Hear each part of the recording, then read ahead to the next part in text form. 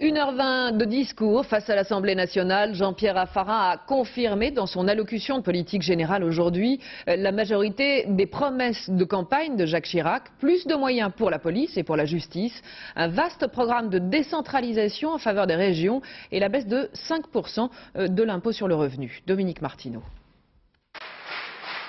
Debout, la majorité présidentielle tout entière, UMP-UDF confondue, acclame le Premier ministre. Enfin, grave, grandiloquent à certains moments, le chef du gouvernement a plaidé tout au long de son discours pour une France porteuse d'un nouvel humanisme, estimant que l'élection présidentielle avait été un rendez-vous de vérité. L'abstention à ce niveau n'est plus de l'indifférence, mais de la défiance. Un grand nombre de Français ont reproché à la République de ne plus tenir ses promesses de liberté, d'égalité et de fraternité.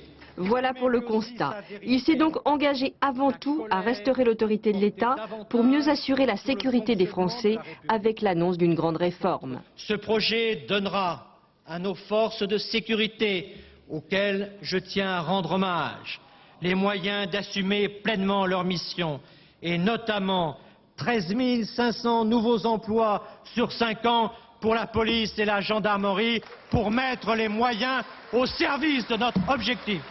Promesse également d'un effort budgétaire de grande ampleur pour réformer en profondeur la justice afin qu'elle soit plus proche des Français, plus rapide, plus efficace, tout en restant humaine. Il se traduira par un renforcement très significatif des moyens des juridictions en crédit, en équipement et en emploi. Plus de 10 000 emplois en 5 ans. Pendant 1h20, Jean-Pierre Raffarin a donc prôné une audace réformatrice. Appelant de ses vœux une république de proximité, il a placé au cœur de son action un vaste chantier de décentralisation. De nombreuses fois interrompu ou chahuté par l'opposition, le Premier ministre n'a jamais perdu son calme, rétorquant qu'il ne s'avancerait pas sur le terrain de la polémique. Enfin, déclarant vouloir gouverner pour tous, sans arrogance, il a appelé à la confiance de l'Assemblée. Et Alain.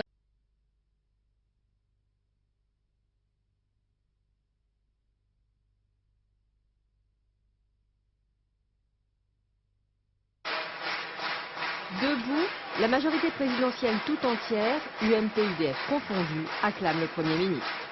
Enfin, grave, grandiloquent à certains moments, le chef du gouvernement a plaidé tout au long de son discours pour une France porteuse d'un nouvel humanisme, estimant que l'élection présidentielle avait été un rendez-vous de vérité. L'abstention à ce niveau n'est plus de l'indifférence, mais de la défiance.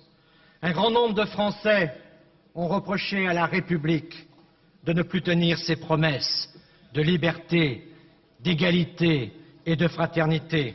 Voilà pour le constat. Il s'est donc engagé avant tout à restaurer l'autorité de l'État pour mieux assurer la sécurité des Français avec l'annonce d'une grande réforme. Ce projet donnera à nos forces de sécurité, auxquelles je tiens à rendre hommage, les moyens d'assumer pleinement leur mission et notamment 13 500 nouveaux emplois sur 5 ans pour la police et la gendarmerie, pour mettre les moyens au service de notre objectif.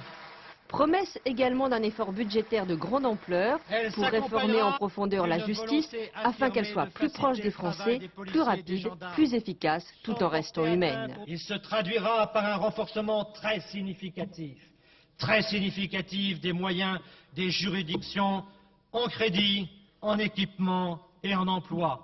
Plus de 10 000 emplois en 5 ans. Pendant 1h20, Jean-Pierre Raffarin a donc prôné une audace réformatrice. Appelant de ses vœux une république de proximité, il a placé au cœur de son action un vaste chantier de décentralisation. De nombreuses fois interrompu ou chahuté par l'opposition, le Premier ministre n'a jamais perdu son calme, rétorquant qu'il ne s'avancerait pas sur le terrain de la polémique. Enfin, déclarant vouloir gouverner pour tous, sans arrogance, il a appelé à la confiance de l'Assemblée. Notamment dans les domaines des constructions navales.